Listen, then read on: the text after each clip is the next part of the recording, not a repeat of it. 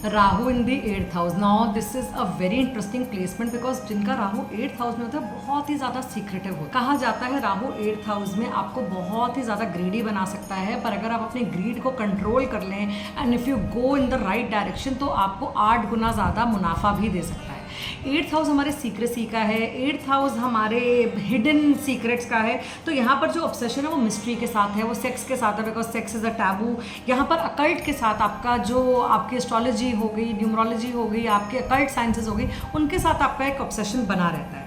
यहाँ पर आप एक पास्ट लाइफ का जो ट्रॉमा है वो लेकर आते हैं, जिसको आप you are not able to get over it. कहीं ना कहीं जो आपका पास्ट लाइफ पुराना कोई ट्रॉमा जो आपके प्रारंभ में चला आ रहा है वो आप आगे लाइफ कैरी करते हैं, जिसकी वजह से आप उससे चेन को ब्रेक फ्री नहीं कर पाते हैं। आप बहुत ज़्यादा साइकिक होते हैं, you know your intuition works, you know what is going with in somebody's mind, somebody's heart, but आप पैरानॉइड भी होते हैं क्योंकि आप उस चीज़ को इक्वेट नहीं कर पाते, आप इस चीज़ को बयान नहीं कर पाते, आप लोगों की उस चीज़ में हेल्प नहीं कर पाते। सपोज आपको कोई सिनारियो पता है, आप साइकिक हैं, आपने इंट्यूटिवली उस चीज़ की किसी की प्रॉब्लम पकड़ ली, बट आपके माइंड में कॉन्स्टेंट कश्मकश चलती रहेगी क्योंकि आप उस चीज़ को सॉर्ट आउट नहीं कर पाओगे। कहीं ना कहीं आपके माइंड में ये एक स्ट्रेस कॉन्टिन्यूसली बना रहेगा।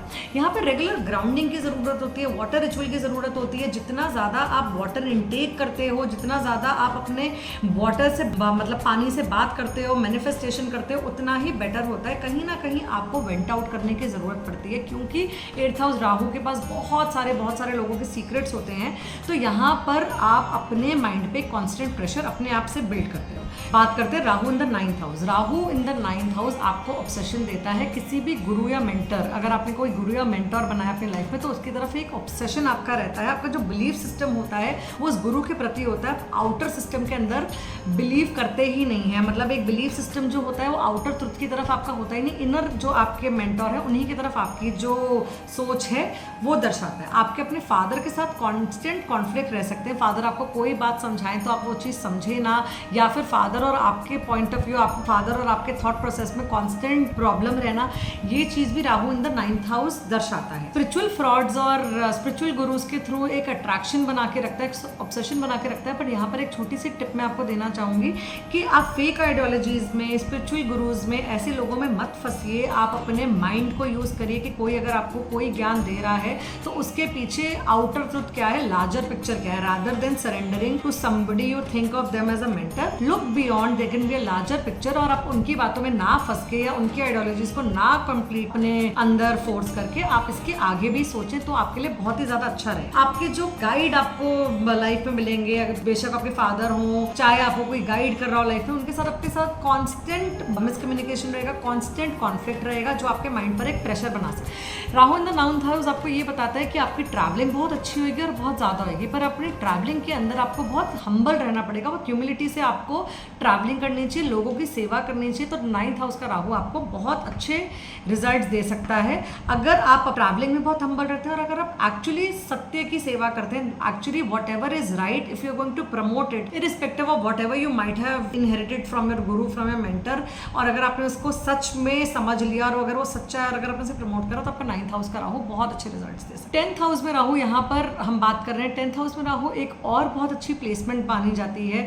3, 6, 10 और 11 उपाचे घर होते हैं और कहा जाता है 3, 6, 10 और 11 में राहु की जो प्लेसमेंट है बहुत ही ज़्यादा अच्छी होती है। बट मैं आपको ये बताना चाहती हूँ कोई भी ग्रह कहीं बैठकर 100% अच्छा नहीं हो सकता, कोई भी ग्रह कहीं बैठकर 100% खराब नहीं हो सकता। जैसे कि कोई ग्रह नीच का है तो खराब रिजल्ट ही देगा और कोई ग्रह उच्च का है तो अच्छे रिजल्ट्स ही देगा, ऐसा नहीं होता। अगर हमने अपने प्लैनेट्स की प्लेसमेंट पहचान ली कि वो किस भाव में बैठे और हमारे को क्या समझाना चाहते हैं, तो आपकी जो लाइफ है और अगर आप उन चीज़ों को अपनी लाइफ में इनकलकेट कर लेते हैं, other than the remedy, the puja, the spiritualness, the donations, अगर आप अपने लाइफ में वो पैटर्न लेकर आते हैं तो आपकी जो प्लैनेटरी पोजीशन है वो आपको गुड रिजल्ट्स दे सकता है। अब Rahu in the 10th house wants the obsession is with the fame, the power, the public image. ना आप सबसे बड़ा बनना चाहते हैं अपने वर्क प्लेस में, अपने ऑर्गेनाइजेशन में जहां आप काम करते हैं। आप चाहते हैं people should look up to you, you should be the public figure, you should be the centre of attraction.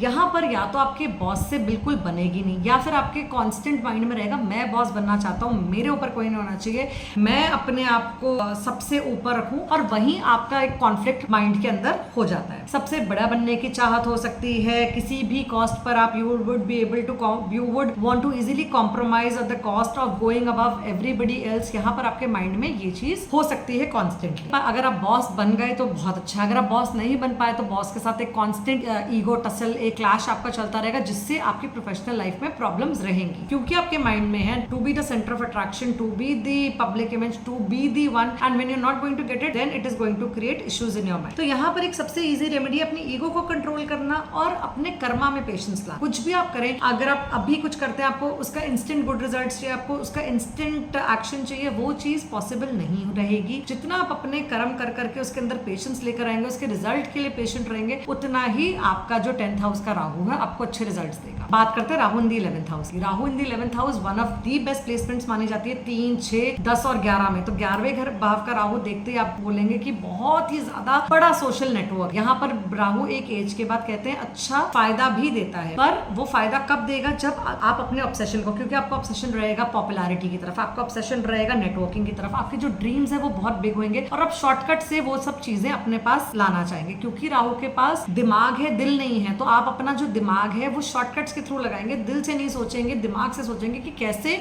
मैं किसी भी फ्रेंडशिप से क्या फायदा निकाल सकता। यहाँ पर आपको किस चीज से सतर्क रहना है, वो है फेक फ्रेंडशिप से, आपको सोशल मीडिया एडिक्शन से, आपको शॉर्टकट्स। और यहाँ पर आप ना, आपके माइंड में एक फोमो रहता है, अगर आप किसी लार्ज नेटवर्किंग का पार्ट है, अगर आप किसी लार्ज ग्रुप का पार्ट है, अगर आप किसी लार्ज, आपका फ्रेंड सर्कल ऑफ कोर्स बहुत बड़ा होगा क्योंकि नेटवर्किंग बहुत बड़ी, Rahu is in the 11th house. तो आपको एक फोमो रहेगा, आपको एक फियर ऑफ मिसिंग आउट रहेगा, आपके माइंड में एक कांस्टेंट टसल रहेगी कि किसी भी चीज में अगर आपको इंक्लूड नहीं किया गया तो that means you are going to be very sad. अब यहाँ पर ट्रू फ्रेंडशिप को आपको एक्सेप्ट करना है, स्लो सक्सेस को आपको एक्सेप्ट करना है, और अपनी फ्रेंडशिप को फेक नहीं बनाना, मतलब किसी भी फ्रेंडशिप का फायदा उठाने के लिए फ्रेंडशिप नहीं बनानी। जेन्युइन फ्रेंडशिप अगर आप करते हैं तो राहु आपको यहाँ पे गुड रिजल्ट्स देगा। बात करते हैं Rahu in the 12th house. अब 12th हाउस हमारा फॉरेन लैंड है, तो एक कांस्टेंट माइंड में ऑब्सेशन फॉरेनर्स के साथ, फॉरेन लैंड का, डिफरेंट कंट्रीज का, डिफरेंट कल्चर्स का आपके माइंड में रहता ही है। 12th हाउस हमारा बेड प्लेजर और हमारी स्लीपिंग पैटर्न भी है, तो कहीं ना कहीं राहु आपके स्लीपिंग पैटर्न को डिस्टर्ब कर सकता है, आपके बेड प्लेजर को डिस्टर्ब कर। यहाँ पर आपका जो कॉन्स्टेंट ऑब्सेशन रहेगा वो एस्केप के थ्रू रहेगा